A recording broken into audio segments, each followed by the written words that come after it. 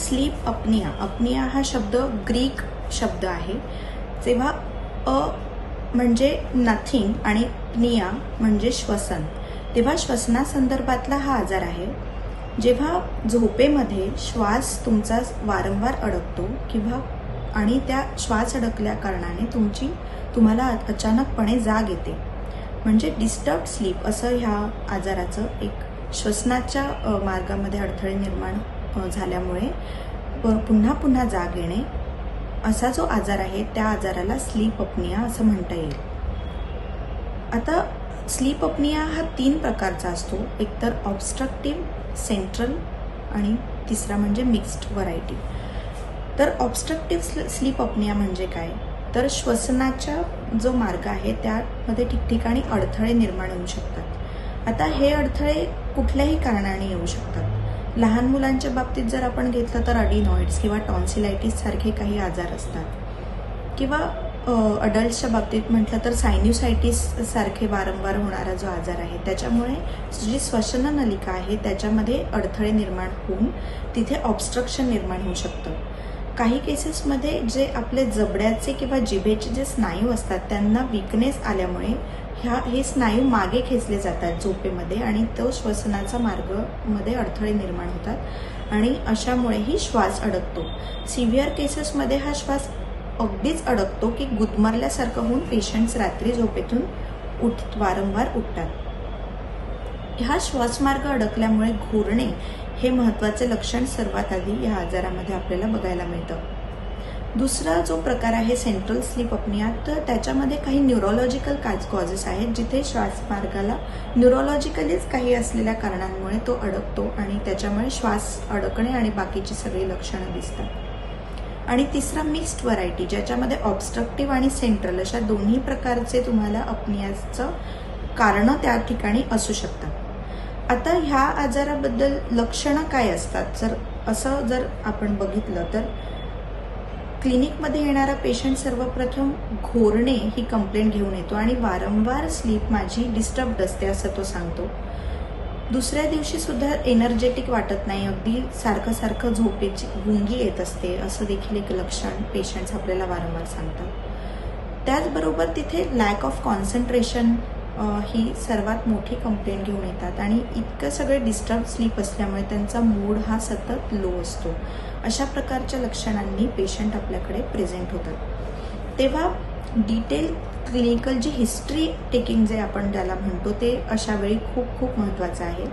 आता स्लीप अपनिया ह्या आजाराला काही वयाचं बंधन नाही, अगदी लहान मुलांपासून मोठ्यांपर्यंत तो कोणालाही ॲफेक्ट करू शकतो. त्यातल्या त्यात जसं वय वाढत जातं तसं तसं ह्या आजाराची तीव्रता वाढत जाते. आता ह्याच्यामध्ये काय होतं, जेव्हा तुमचा श्वास अडकतोय तेव्हा अचानक शरीरातली ऑक्सिजन पातळीही त्याच्याबरोबर कमी होत जाते. तेव्हा ऑक्सिजनची पातळी कमी झाल्यामुळे आपोआपच हार्टला जे सप्लाय होतो ऑक्सिजनचा किंवा आपले ब्रेनला जे महत्त्वाचे ऑर्गन्स आहेत तो सप्लाय कमी पडतो आणि त्याच्यामुळे हृदयरोग किंवा स्ट्रोक किंवा पॅरालिसिस सारखे कॉम्प्लिकेशन्स या पेशंट्समध्ये डेव्हलप होऊ शकतात. त्याच्यामुळे वेळीच या आजाराचं निदान होणं हे सर्वात महत्त्वाचं आहे. ह्यातला प्रिव्हेंट कसं करता येणार, तर ह्या आजाराला प्रिव्हेंट करण्यासाठी काही महत्त्वाच्या इन्स्ट्रक्शन्स आहेत. पहिली गोष्ट, जर इन केस ऑफ डाऊट जर तुम्हाला अशी काही लक्षणं दिसत असतील तर सर्वात आधी तुमच्या जवळच्या पल्मोनॉलॉजिस्टला म्हणजेच श्वसन मार्गाचे जे तज्ज्ञ आहेत त्यांना तुम्ही जाऊन भेटलं पाहिजे आणि स्लीप स्टडी हा याच्यासाठी रिकमेंडेड आहे, जो डायग्नोसिससाठी खूप उपयुक्त ठरतो. त्यांना तुम्ही भेटलं पाहिजे.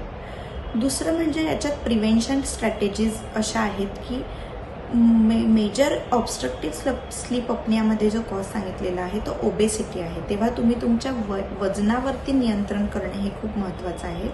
त्याच्यामुळे तुमच्या जबड्याच्या आजूबाजूच्या किंवा आतल्या जिथे फॅट जे अक्युम्युलेट होतं ते फॅट कमी होऊन ह्या जो पुढचा ऑब्स्ट्रक्शनचा जो प्रवास चालू होतो तो कमी होण्यास मदत होते. त्याच्यामुळे तुमच्या वजनावरती नियंत्रण करणे हे सगळ्यात महत्त्वाचं आहे. दुसरं म्हणजे संध्याकाळी 5 किंवा 6च्या नंतर कॉफी किंवा अल्कोहोल किंवा असे कुठलेही पदार्थ जे तुमच्या शरीराला स्मोकिंग, जे तुमच्या ब्रेनला स्टिम्युलेट करतात अशा प्रकारचे पदार्थ ब्रेनला उत्तेजित करणारे टाळले पाहिजे. तिसरं म्हणजे तुम्ही जेव्हा झोपत असता तेव्हा पाठीवरती न झोपता जर तुम्हाला असा घोरण्याचा त्रास असेल तर एका कुशीवरती वळून झोपणं हे खूप महत्त्वाचं आहे. आणि सिव्हिअर केसेसमध्ये जर तुमचं डायग्नोसिस झालं असेल ऑब्स्ट्रक्टिव्ह स्लीप अपनियाचं किंवा सेंट्रल स्लीप अपनियाचं, तर CPAP म्हणून एक टेक्नॉलॉजी आहे जे तुमचे डॉक्टर्स तुम्हाला रेकमेंड करतात. त्याच्यामुळे CPAP म्हणजे कंटिन्युअस पॉझिटिव्ह एअरवे प्रेशर. त्याच्यात पॉझिटिव्ह एअरवे तुमच्या पॉझिटिव्ह प्रेशर तुमच्या श्वसन नलिकेमध्ये क्रिएट केलं जातं. त्याच्यामुळे तो श्वसनाचा मार्ग आपोआप मोकळा होऊन तुम्हाला व्यवस्थित तुमची श्वासोच्छवासाची प्रक्रियाही सुधारते. तर ऑब्स्ट्रक्टिव्ह स्लीप अपनिया किंवा स्लीप अपनिया हा पूर्णपणे बरा होणारा आजार नसला तरीही तो कंट्रोल होणारा आजार आहे आणि तेव्हा त्वरित तुम्ही जवळच्या पल्मोनॉलॉजिस्टशी याच्याबद्दल संपर्क साधला पाहिजे.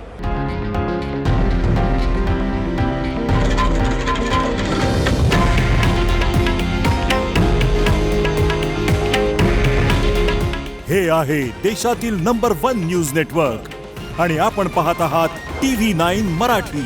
काळजी तुमची, हित महाराष्ट्राचं.